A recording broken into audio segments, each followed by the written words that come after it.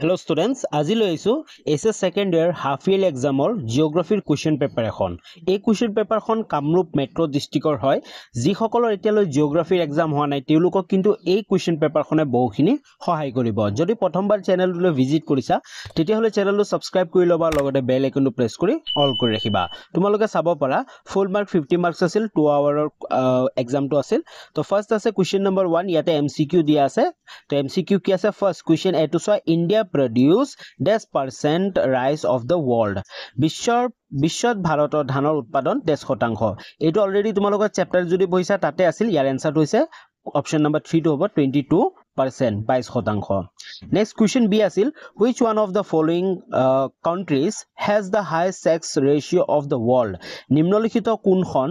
দেশত পৃথিৱীৰ ভিতৰতে আটাইতকৈ বেছি লিংগ অনুপাত আছে। ইয়াৰ অপশনটো যোনটো কাৰেক্ট অপশন হৈছে সেইটো হৈছে অপশন নম্বৰ 1 লাটভিয়া। তোমালোকৰ কিতাপত লাটভিয়া বুলি আছে। Okay next question number C টো আছে which one of the following has been successfully executed cooperative farming যি cooperative farming আছে অসমীয়াত ক'বলৈ গ'লে তলত উল্লেখ কৰা কোনখন দেশে সমবায় কৃষি হয়নে সমবায় সকলোৱে লগ হৈ কৰা কৃষি যে আছে সেইটো কি কয় cooperative farming নাইবা সমবায় কৃষি বুলি কোৱা হয় সফল ৰূপে ৰূপায়িত কৰিছে। ইয়াৰ অপশন কিটা চোৱা ইন্ডিয়া নেদাৰল্যান্ড ডেনমাৰ্ক ৰাছিয়া। ইয়াৰ যোনটো কাৰেক্ট আনসাৰ সেইটো হৈছে ডেনমাৰ্ক। আৰু এই কোৱেশ্চনটো কিন্তু বহুবাৰ এসএস ফাইনালতো ৰিপিট হৈ থাকে তোমালোকৰ MCQ। Okay next question number D to চোৱা which one of the following is an economic factor influencing the distribution of population। তো ইয়াৰ কোনটো ইকোনমিক ফ্যাক্টৰ হয় যিটোৱে ইনফ্লুয়েন্স কৰে পপুলেশন ডিস্ট্ৰিবিউশনত সকলো ঠাইতে একে নহয় হয় নাই বেলেগ বেলেগ হয় কোবাত বেছি হয় কোবাত কম হয় কিন্তু ইয়াতে এটা ইকোনমিক ফ্যাক্টৰ মেনশন কৰিব দিছে যিটোৱে কি কৰে পপুলেশন এই ডিস্ট্ৰিবিউশনটো কি কৰে ইনফ্লুয়েন্স কৰে। জনসংখ্যা বিতৰণত প্ৰভাৱ পেলোৱা তলত যিকোনো অৰ্থনৈতিক কাৰক অপশন চোৱা ক্লাইমেট আছে সয়েল আছে মিনাৰেলছ আছে এন্ড ল্যান্ডফৰ্ম আছে। ইয়াৰ কাৰেক্ট আনসাৰটো হ'ব মিনাৰেলছ কাৰণ মিনাৰেলছ এটা কি হয় ইকোনমিক ফ্যাক্টৰ হয়। ওকে তো এইখিনিলৈ আছিল MCQ মানে 1 নম্বৰীয়া MCQ বোৰ। এতিয়া আমাৰ আছে 1 নম্বৰীয়া শৰ্ট কুৱেশ্চন বোৰ। ফাৰ্স্ট কুৱেশ্চন টো চোৱা what is the full form of UNDP। তোমালোকে চোৱা UNDP নাইবা যিকোনো এটা ফুল ফৰ্ম কিন্তু জিওগ্ৰাফিটো আহে। তো ইয়াৰ এনসাৰটো হৈছে United Nations Development Programme. Okay UNDP ৰ ফুল ফৰ্মটো হৈছে ইউনাইটেড নেশনস ডেভেলপমেন্ট প্ৰগ্ৰাম নাইবা HDI হিউম্যান ডেভেলপমেন্ট ইনডেক্সৰো ফুল ফৰ্মটো লিখিবলৈ আহে। Next question number B2 name a metropolitan city of India ভাৰতৰ এখন মেট্ৰোপলিটান চহৰৰ নাম লিখা। একেবাৰে সহজ প্ৰশ্ন একেবাৰে ইজি কাৰণ অলৰেডি ইমান গিটা মেট্ৰোপলিটান সিটি আছে তোমালোক অলৰেডি জানা। ইয়াৰ উত্তৰটো মই কৈ নিতো তোমালোকে সকলে কমেন্ট সেকশনত কমেন্ট কৰি তোমালোকে জনোৱা। নেক্সট question number C টো আছে name a subfield of human geography. Human জিওগ্ৰাফিৰ এটা সাবফিল্ড তো একেবাৰে সহজ হিউম্যান জিওগ্ৰাফিৰ সাবফিল্ড বহুত গিটা আছে তাৰ যিকোনো এটা লিখিলে তোমালোকৰ হৈ যাব। Okay question number D to চোৱা who gave the idea of human development or এই আইডিয়াটো কোনে দিছিল একেবাৰে সহজ অলৰেডি বহুবাৰ আমি ভিডিওত আলোচনা কৰিছিলো ডক্টৰ মেহবুবুল হকে। নেক্সট question number 3 এইবোৰ গুটেকিটা question হল 2 নম্বৰৰ question 2 নম্বৰীয়া question। First question number 1 to চোৱা right to measure causes of population growth জনসংখ্যা বৃদ্ধিৰ দুটা মুখ্য কাৰণ লিখা। একেবাৰে সহজ অলৰেডি তোমালোকে বহুবাৰ পঢ়িছা এই প্ৰশ্নটো উত্তৰটো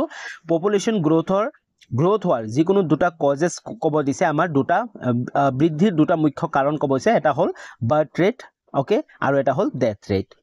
নেক্সট question number B2 হৈছে name two countries where commercial livestock rearing is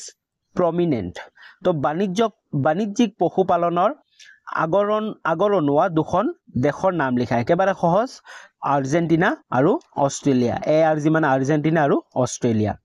next আমি আগবাঢ়ো question number C লৈ name two sub discipline of political geography. তো পলিটিক্যাল জিওগ্ৰাফি এটা কি হয় হিউম্যান জিওগ্ৰাফিৰ এটা কি হয় সাব ব্ৰাঞ্চ হয়। এতিয়া পলিটিক্যাল জিওগ্ৰাফিত আমি কি পঢ়ো তাৰ দুটা আমি লিখি দিলে হৈ যাব। ওকে সাব ডিসিপ্লিন কি আছে এটা হল জিওপলিটিক্স আন এটা কি হয় তোমালোকে নিজে কমেন্ট কৰিবা। ওকে একেবাৰে সহজ আছিল প্ৰশ্ন কাকতখন। Next question number D to চোৱা give two example of non metallic minerals অধাতৱীয় খনিজ পদাৰ্থৰ দুটা উদাহৰণ দিয়া। ইয়াৰ এনসাৰটো হৈছে mica and limestone. Next question number E to so why India is called a land of village justify your answer with example। তো এই question টো তোমালোকে চাব পাৰা আগৰ বছৰটো কিন্তু ৰিপিট হৈছিল ভাৰতক কিয় ভাৰতক কিয় গ্ৰাম্য ভূমি বুলি কোৱা হয় উদাহৰণ সহ ইয়াৰ সত্যতা নিৰূপণ কৰা তোমালোকে এক্সাম্পল দি কেনে ইয়াৰ এনসাৰটো তোমালোকে লিখিব লাগিব okay next question number F2 চোৱা what are the two basis of Indian migration ভাৰতৰ প্ৰব্ৰজনৰ দুটা ভিত্তি দুটা কি next question number Z discuss briefly the major causes and effects of depleting water resource in India এই কোৱেশ্চনটো ইম্পৰ্টেন্ট হয় ভাৰতত জল সম্পদ ক্ৰমান্বয়ে হ্ৰাস হোৱাৰ মুখ্য কাৰণ আৰু তাৰ প্ৰভাৱসমূহ চমুকৈ আলোচনা কৰা ইয়াতে চোৱা তোমালোকে প্ৰশ্নটো পঢ়ি দিবা জল সম্পদ ওকে জল সম্পদবোৰ কিয় ক্ৰমান্বয়ে হ্ৰাস পাই গৈ আছে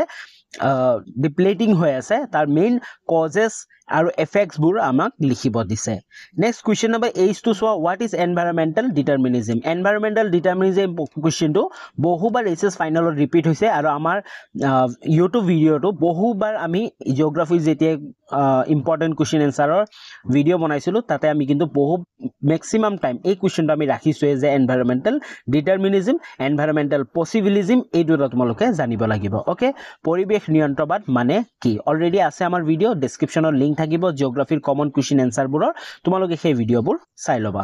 নেক্সট কোৱেশ্চন নম্বৰ I2 আছিল what are the main characteristics of mixed farming মিশ্ৰ কৃষিৰ প্ৰধান লক্ষণসমূহ কি মিক্স ফাৰ্মিং কি হয় প্ৰথমতে তোমালোকে এটো জানিব লাগিব মিক্স ফাৰ্মিং হল মানে এটা ঠাইতে বহুকেইটা ফাৰ্মিং কৰা লাইক তাত কেৱল তোমালোকৰ অনলি ক্ৰপে নাথাকে তাত তোমালোকে যেনেকে এনিমেলস ফাৰ্মিং থাকে এনিমেলস যেনেকা পোহে পশুপালন সেইটো তোমালোকৰ জড়িত থাকিব ওকে তাৰ দুটা কি কৰিব আছে আমাৰ ক্যাৰেক্টাৰিষ্টিক লক্ষণসমূহ লিখিব দিছে তাৰ পিছত এখিনলৈ আছিল আমাৰ 3 মাৰ্কছৰ কোৱেশ্চনছ বোৰ এতিয়া আমাৰ নেক্সট আহিল সৰি 2 মাৰ্কছৰ কোৱেশ্চন বোৰ এতিয়া আমি নেক্সট কোৱেশ্চন নম্বৰ 4 ইয়াতে সব গুটেবোৰ প্ৰশ্ন কিন্তু 3 নম্বৰীয়া হয় তো ফাৰ্স্ট কোৱেশ্চন আছে explain the type of migration with example তো মাইগ্ৰেশনৰ টাইপস বোৰ এক্সপ্লেইন কৰিব দিছে আৰু লগতে আমাৰ এক্সাম্পল দি আমি লিখিব লাগিব প্ৰব্ৰজনৰ প্ৰকাৰসমূহ উদাহৰণ সহ বৰ্ণনা কৰা নেক্সট কোৱেশ্চন নম্বৰ B2 আছিল How science and technology help population growth? Already যেতিয়া population growth ৰ কথা পঢ়িছিলা তেতিয়া তোমালোকে পাইছিলা যে science and technology কিন্তু population growth ত এটা বহুত ডাঙৰ এটা important role play কৰি আছে because science and technology ফলত আমাৰ population growth কি হৈ আছে হাই হৈ আছে তো এই science and technology কেনেকৈ হেল্প কৰি আছে এই population growth তাৰ কথা তোমালোকে লিখিব লাগে অসমীয়াত ক'বলৈ গ'লে জনসংখ্যা বৃদ্ধিৰ বিজ্ঞান আৰু প্ৰযুক্তিবিদ্যাই কি দৰে সহায় কৰে লিখা Next question number C2 so describe land use classification of India ভাৰতৰ ভূমিৰ বৰ্গীকৰণ ব্যাখ্যা কৰা এই কোৱেশ্চনটো অলপ নতুনকৈ পাইছা হ'ব পাৰে কিছু মানে আগৰ বছৰৰ কিন্তু ৰিপিট হোৱা নাই কিন্তু এই কোৱেশ্চনটো তোমালোকৰ একেবাৰে সহজ ইয়াতে তোমালোকে ধুনিয়াকৈ লিখিব পাৰিবা আৰু লগতে তোমালোকে ইন্ডিয়া মেপ আকি তাৰ ডায়াগ্ৰামো তোমালোকে এক্সপ্লেইন কৰিব পাৰিবা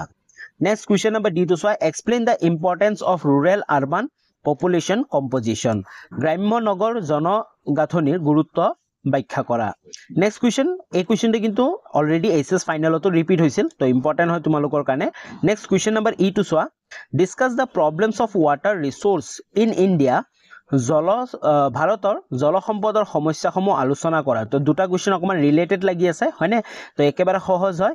ভাৰতত যি জল সম্পদবোৰ আছে ওয়াটাৰ ৰিসোৰ্সেস বোৰ আছে তাৰ যিবোৰ প্ৰবলেমবোৰ আছে প্ৰবলেমবোৰ আমাৰ ডিসকাস কৰিব দিছে next question number F2 what are scope of human geography মানৱ ভূগোলৰ পৰিসৰবোৰ বিষয়ে লিখা একেবাৰে সহজ অলৰেডি বহুবাৰ লং কোৱেশ্চনত এই কোৱেশ্চনটো কিন্তু এসএস ফাইনালত ৰিপিট হৈ আছে Next question number Z2 so discuss the approaches of human development মানৱ বিকাশৰ পথসমূহৰ বিষয়ে আলোচনা কৰা এই কোৱেশ্চনটো এসএস ফাইনালত কিন্তু বাৰে বাৰে ৰিপিট হৈ থাকে আৰু আগৰ বছৰটো বহুবাৰ আহি গৈছিল ওকে তো এখিনলৈ আছিল আমাৰ 3 নম্বৰীয়া কোৱেশ্চনছ বোৰ একেবাৰে সহজ প্ৰশ্ন কাকতখন হয় এটা নেক্সট আমি 5 কোৱেশ্চন নম্বৰ 5 লৈ আগবাঢ়িম এই গুটেকিটা 5 নম্বৰীয়া হয় তো ফাৰ্স্ট কোৱেশ্চন বোৰ সোৱা define human geography and write briefly how is human geography related to other social science subjects তো মানৱ ভূগোলৰ সংজ্ঞা দিয়া আৰু মানৱ ভূগোল কি দৰে আন সমাজ বিজ্ঞানৰ বিষয়সমূহৰ লগত জড়িত চমুকৈ লিখা তোমালোকে সোৱা ডিফাইন হিউম্যান জিওগ্ৰাফি নাইবা মানৱ ভূগোলৰ সংজ্ঞা দিয়া এই কোৱেশ্চনটো 1 মাৰ্কৰ কাৰণে বাৰে বাৰে ৰিপিট হৈ থাকে আৰু অলৰেডি আমি ডিসকাস কৰি থৈ দিছো এনসাৰটো তাৰ লগতে কিন্তু কেনেদৰে এই human জিওগ্ৰাফিটো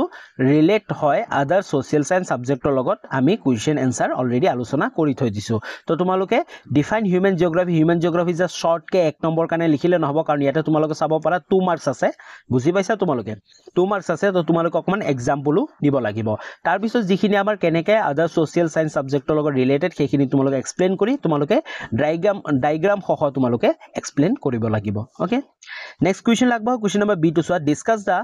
occupational structure of the world population পৃথিৱীৰ জনসংখ্যাৰ ব্যক্তিগত সংৰচনাৰ বিষয়ে আলোচনা কৰা এই কোৱেশ্চনটো তোমালোকৰ অলৰেডি তোমালোকৰ চেপ্টাৰত আছে ভালকে এক্সপ্লেইন আছে তো তোমালোকে ধুনিয়াকে পঢ়ি বুজি কেনে কনসেপ্টটো নাইবা আমাৰ ভিডিওছও তোমালোকে ইয়াত পাই যাবা চেপ্টাৰ ওয়াইজ তো তাতেও তোমালোকে পঢ়ি কেনে বুজি কেনে তোমালোকে লিখিব পাৰিবা ওকে নেক্সট কোৱেশ্চন নম্বৰ সি টু আছে সি টু একেবাৰে সহজ আৰু তোমালোকৰ ফাইনেল এক্সামতো আহিব আৰু তোমালোকে প্ৰত্যেককে কিন্তু এই ইন্ডিয়া ম্যাপটো ড্ৰ কৰিবা কাৰণ ইন্ডিয়া ম্যাপত তোমালোকে চাব পাৰা 5 নম্বৰ থাকে আৰু যদি তোমালোকে ম্যাপখন ভালকে ড্ৰ কৰিব পাৰা আৰু যি লোকেশন তোমালোকৰ বহাব দিব সেই লোকেশন কিটা বহাই দিলে কিন্তু তোমালোকে ফুল মাৰ্ক পাই যাবা ওকে তো বেলেগ এনসাৰ এটা লিখাৰ খলনি 5 ৰ ভিতৰ 5 ৰ ভিতৰ তোমালোকে 5 না পাবো পাৰা 3 পাবো পাৰা নাইবা 4 পাবো পাৰা কিন্তু যদি ম্যাপখন তোমালোকে ভাল হয় আৰু লোকেশনবোৰ কাৰেক্ট হয় তেতিয়া হলে তোমালোকে 5 আউট অফ 5 পাই যাবা তো so draw an outline map of India and mark the following terrain তো ভাৰতৰ পৰিসীমা দেখুৱাই এখন মানচিত্ৰ অকা আৰু তলত দিয়াবোৰ বহুৱা তো কি বহাব দিছে নম্বৰ 1 ত আছে এ পাৰ্ট অফ ওয়েস্টাৰ্ন কোস্ট